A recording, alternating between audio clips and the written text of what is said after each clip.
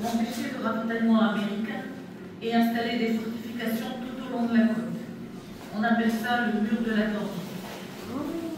Ces installations portent de drôles de noms: Tobruk, casemate, encuvement, mur anti-char. Le plus étonnant, c'est que les Allemands ont choisi pour les implanter les mêmes sites que ceux choisis par le duc de l'Aiguillon au XVIIIe siècle pour défendre la côte. Les anciens avaient vu juste, mais là où ils en avaient installé une dizaine entre la mer Vrac et Kerema, les Allemands en ont installé 10 fois plus. Pour ce qui est des canons, il y en a partout, même dans les terres, comme celle de la Métairie en pluie d'air. Ils sont énormes. Il paraît qu'ils tirent à près de 12 km. Et quand ils tirent, tout tremble autour, et ça fait peur à tout le monde. Les Allemands sont même présents à Ménéam. Le rocher du corps de garde a été transformé en véritable bunker avec pas moins de 5 postes de tir. Sur la grève, ils ont aussi construit 2 abris. Notre corps de garde leur sert à s'abriter et pour faire leur popoter. Il y a quelque temps, et bien malgré nous, nous avons été témoins d'une terrible bataille navale. C'était le 29 avril, juste en face de Ménéam.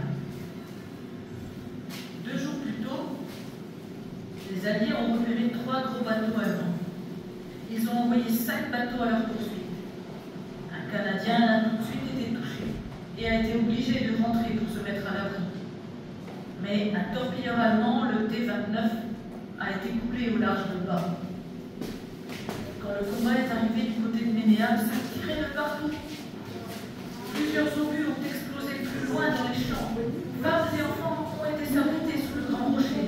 Et heureusement, personne n'a été tué.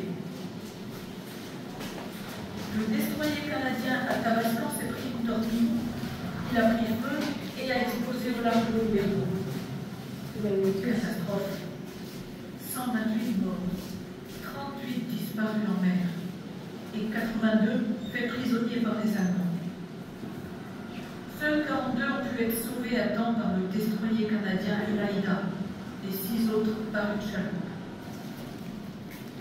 Mais ce n'est pas tout.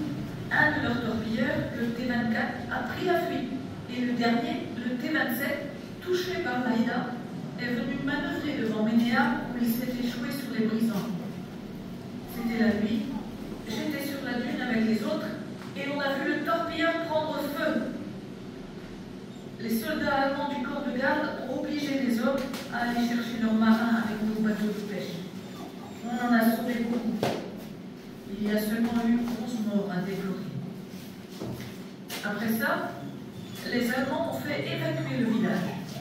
Nous, on loge chez des amis de Kerlouan. C'est pas grand, mais on n'a pas le choix. Vivement la fin de la guerre. Mais il y a espoir, car ici ça commence à bouger. On dit que les Américains arrivent et libèrent la Bretagne. J'espère qu'on va bientôt rentrer à Ménéam. Ta cousine, Marie.